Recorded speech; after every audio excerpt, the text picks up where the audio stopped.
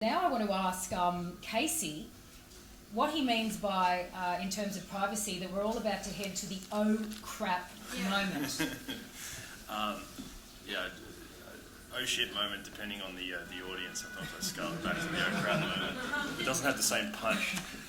Look, I mean, the thing with mobile, is it evolution or revolution? I think how we got to mobile is an evolution thing. It's like, okay, let's take a computer and put it in our pocket. But I think what happened after that is really a revolution that no one, maybe some predicted, but no one really understood the full scope of when it started. Because what it's done is exploded. I mean, this is such a pervasive, it's such a pervasive thing. Now everyone's expected to be online. Everyone is online. You want people to be online. You want to be contactable, and that's a good thing. But on the flip side of that, there's lots of implications around the privacy of that data. When you consider the fact that this thing knows everything about me. It knows that I'm here. It knows where I was before I came here. It knows that I'm here with you guys. I've got a calendar in there, so it knows where I'm going.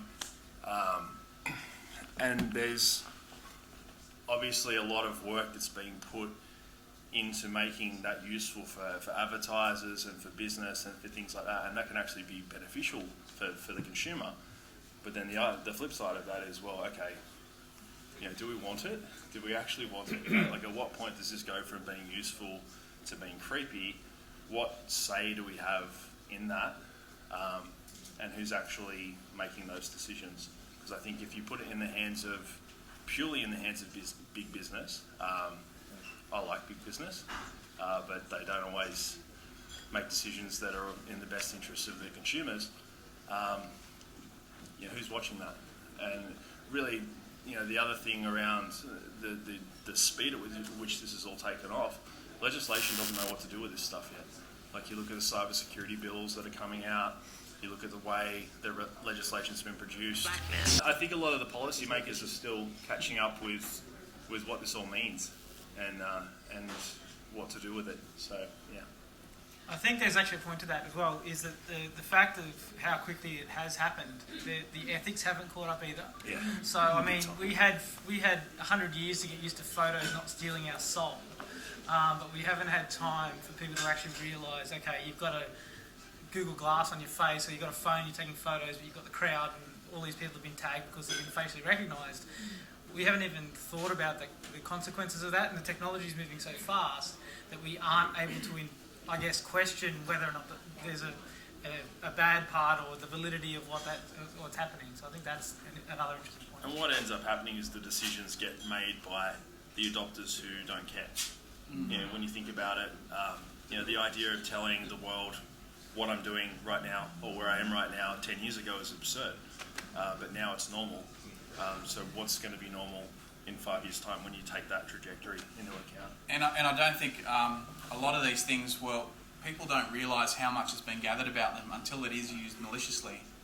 And that's the oh shit moment, I think, that you're talking about. Yeah, absolutely. Is when it is, and all this data, somebody works out how to churn all this big data and move it and form it into something that can hurt people. Yeah, we're working it out.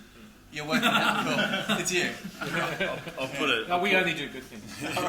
I'll put a full stop on this, but what I mean by the oh shit moment is that mobile, from, I think, most definitely at the enterprise, from the enterprise's point of view, and I think for the better part from the consumer's point of view, is considered, okay, this is this thing that Apple gave me that Apple control, and Apple are totally legit, so I'm just going to trust it and it's fine.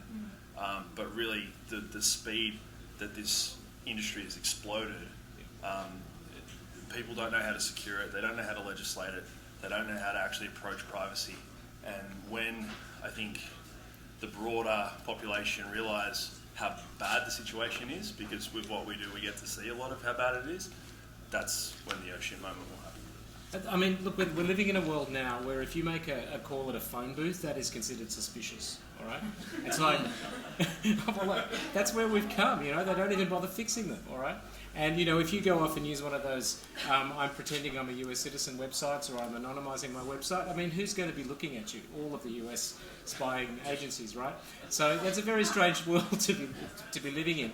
And these little guys, let alone the wearable devices, NICTA's got a mobile media company that we're floating, and they're trying to deal with the fact that video is growing. I think it's 100% every 9 months, mobile video traffic. So the carriers are pulling their hair out on the one hand because they can't cope with the capacity increases, and on the other hand they're laughing all the way to the bank because, you know, everyone's making the money.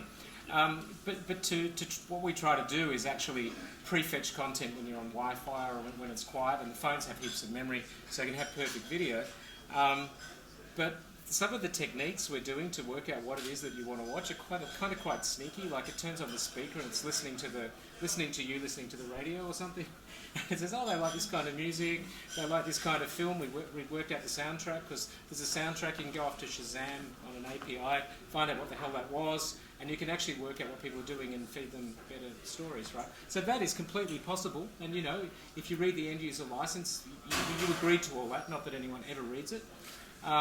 So I think we're living in a world where these guys know more about us than ever before in history, and good things can happen and bad things can happen.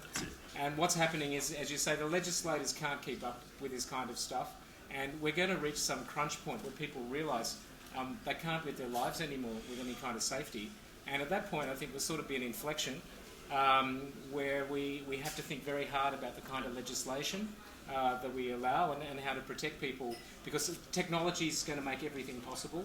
It ultimately is going to be regulation and law that saves our bacon, I think.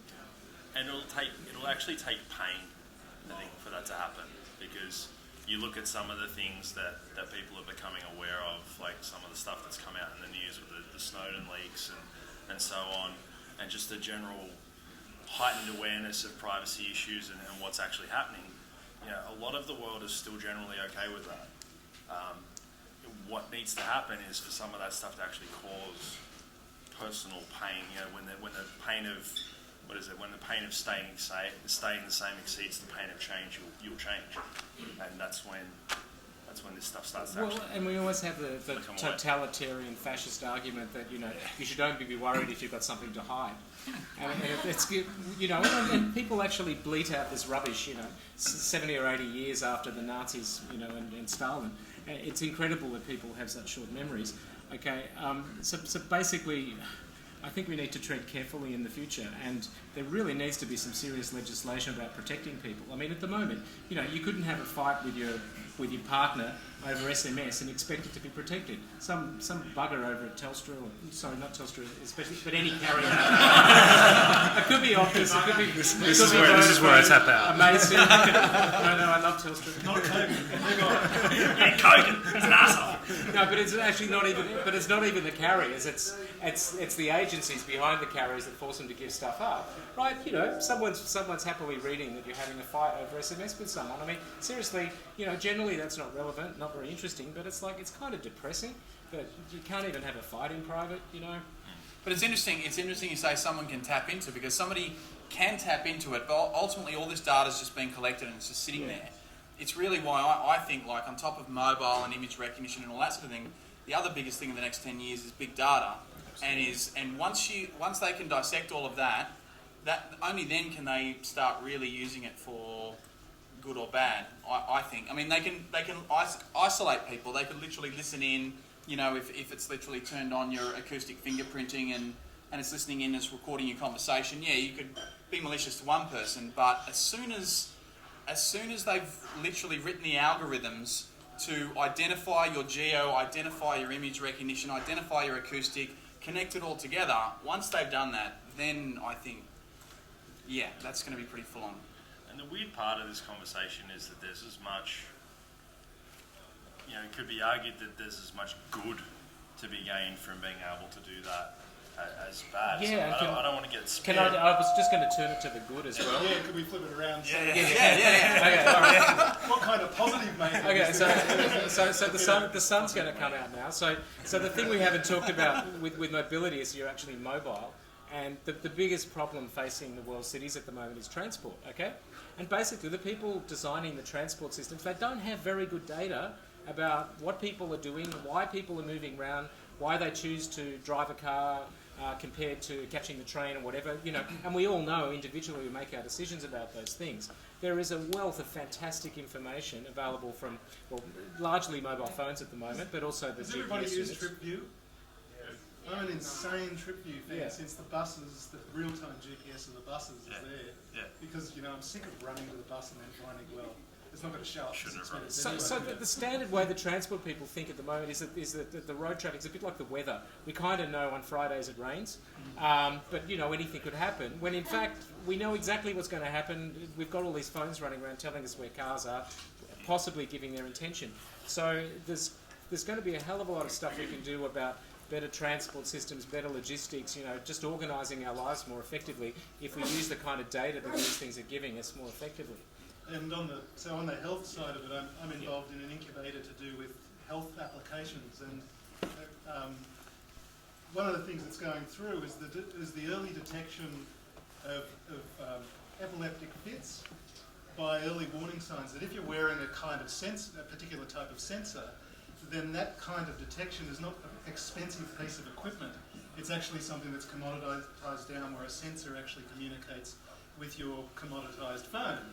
And so therefore, that's incredible benefit to people who have various health things. And you project that out, there's lots of stuff happening in health, which other people can probably talk more about. What you're saying though is that my phone could give me a text message that I'm about to have a seizure. Yeah, that's what it's saying. But hopefully, Oh, good. hopefully early enough. So If it vibrates, you might bring it on. Yeah, so it's flushes at you 120. So it's funny you should mention that. So about 6 or 7 years ago, I did a project, not with NICTA, but before that, where we were working with a hospital, Austin Health in Melbourne, and they were very concerned about whether you could do some predictions if someone would have a terrible thing happen. They call it adverse reactions from, say, their blood biochemistry. And you actually ran the data mining machine learning over that, and you found that you could predict times where people were actually going to have heart failure or something that the doctors had not predicted. Yeah. And when they saw the prediction, they go, oh yeah, that makes sense now. Okay, so we do have machines which can notice trends and give us fair warning that bad things are going to happen. Right? Now, good humans can always do that. The thing is, there aren't enough good humans. So these little guys, you know, wearable or in your pocket, basically can be your friend and help you, like, not do stupid stuff that's going to make you sick or tell you when something bad's going to happen. Yeah. So things start on the edges. They start on the edges with extreme conditions, but they actually end up commoditizing down. So Well, you talk about ways, like so you know, you're talking about someone who's concerned about an epileptic fit, but I mean, I drove around for the first time in LA a couple of months ago. It was actually 2 days before Waze got acquired by Google, which I thought was an interesting coincidence, and ended up in this most ridiculous traffic jam, and like, that's LA. yeah, because that's just what happens when you drive around in LA, apparently.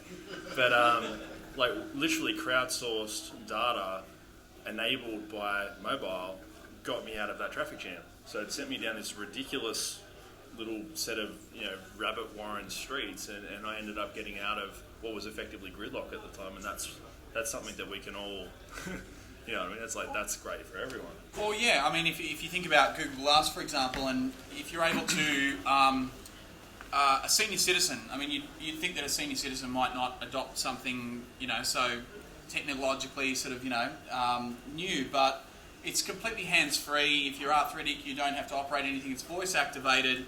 If they suffer from Parkinson's and it's actually, they're running an app that it tells them what time every day to take their medication, the accelerometer is measuring the shaking, and then it actually can measure when their shaking reduces and how long that lasts, and send the data to the cloud so that it can be analysed by the pharmaceutical company, or it can actually, the eye sensor back on their eye, if they're leaning forward in any direction, because it's unlikely you're going to sleep on your face with glass right there, but if you're leaning forward, the eye sensor can sense when you've got your eye closed for 10 seconds, and then can actually send a signal to an operator who will call you. If there's no answer, they send a car.